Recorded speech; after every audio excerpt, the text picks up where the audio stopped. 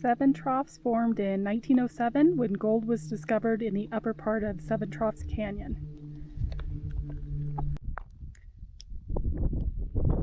In 1907, it had a post office, saloons, stores, and a population of about 350 people. Built at the base of the Seven Troughs Canyon, the town saw its share of devastating flash floods. One of the deadly floods caused by a cloudburst resulted in the death of a dozen lives in 1912. Wooden buildings and a bank vault were washed 2 miles down to the flat below. The Seven Troughs mine closed when they hit water at 1,600 feet, which flooded all the mine that they'd dug out so far, and they were unable to drain it.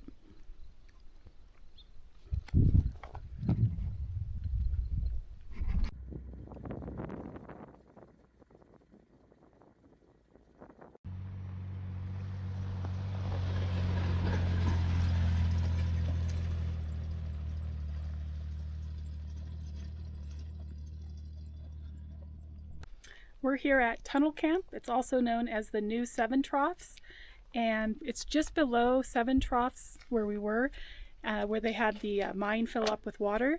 So their plan was to drill a tunnel to reach where the water flooded there and drain that mine so they could start mining there again.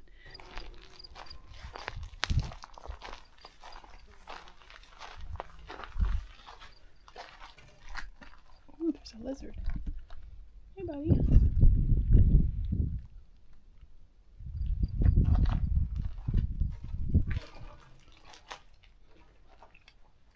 like they stored ore samples in here.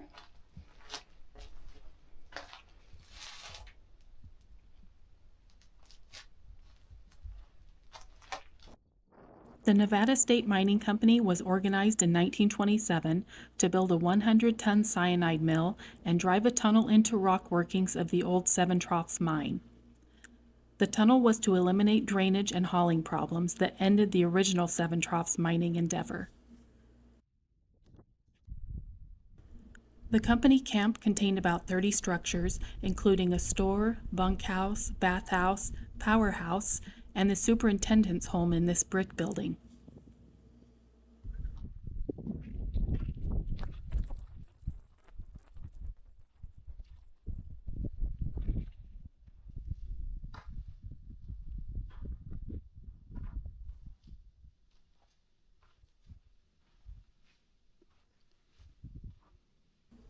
Between 1919 and 1934, a 7,400-foot deep tunnel was completed, but they realized they'd made a miscalculation and the tunnel was 700 feet above the drainage point.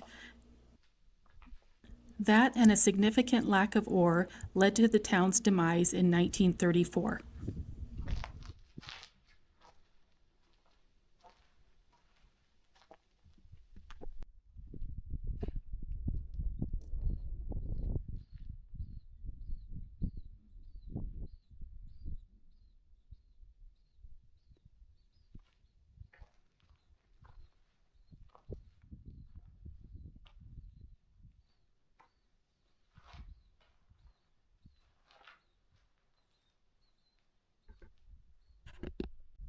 And now we'll go in each of these little cabins.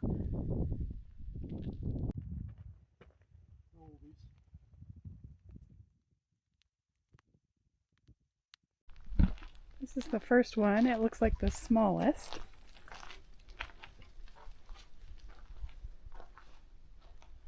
And it's pretty quaint. And it looks like it had a stove here.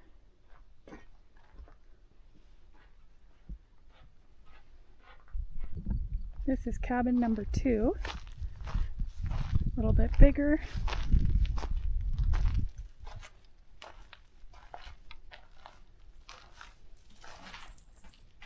And lots of graffiti.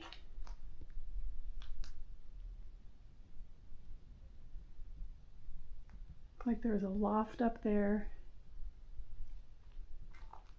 And there was a window over there. It's just covered.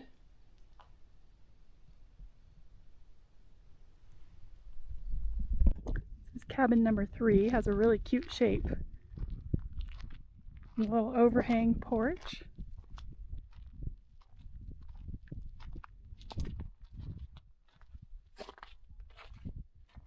Like it had some kind of plaque or number up there.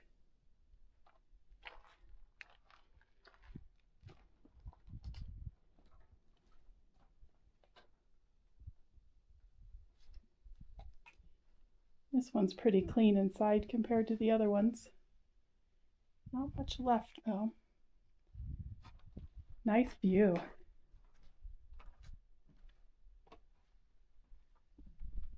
And this is cabin number 4. It looks like the biggest cabin.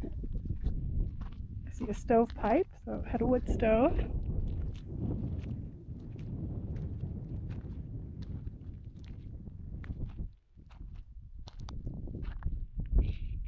Still has a door attached.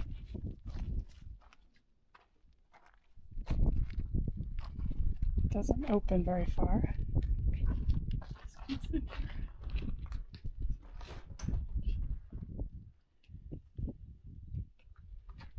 Alright, this one still has some interior.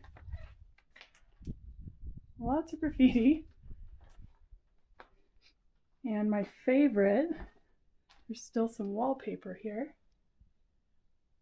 I love that.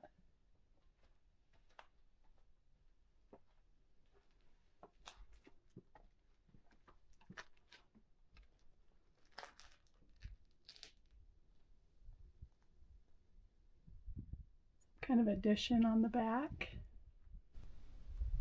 The poo room.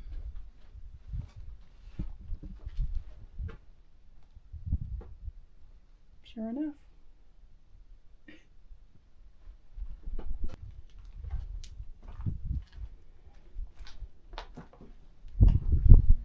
Screen porch here.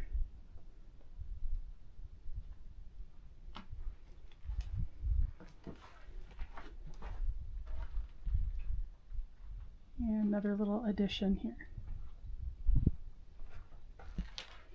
There's more wallpaper and linoleum. That's pretty cool. There's more wallpaper in here. This might have been the kitchen. And I think more linoleum. It's in pretty rough shape.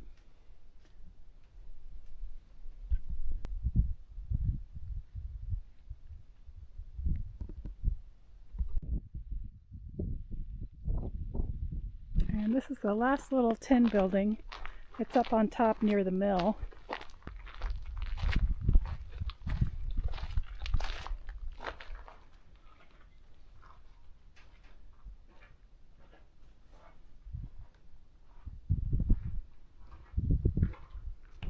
And a little outhouse out here. Looks like somebody made functional.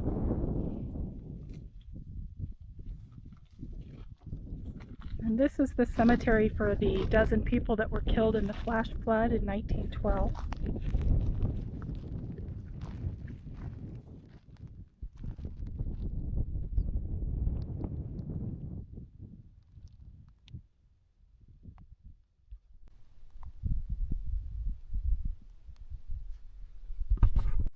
This is the ghost town of Vernon, and it's part of the Seven Troughs district.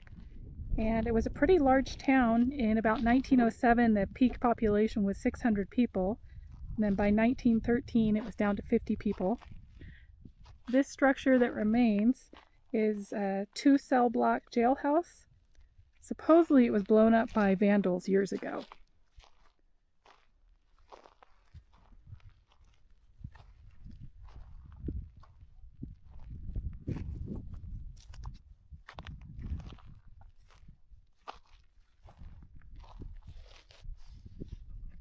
Here's a marker for the town of Mazuma.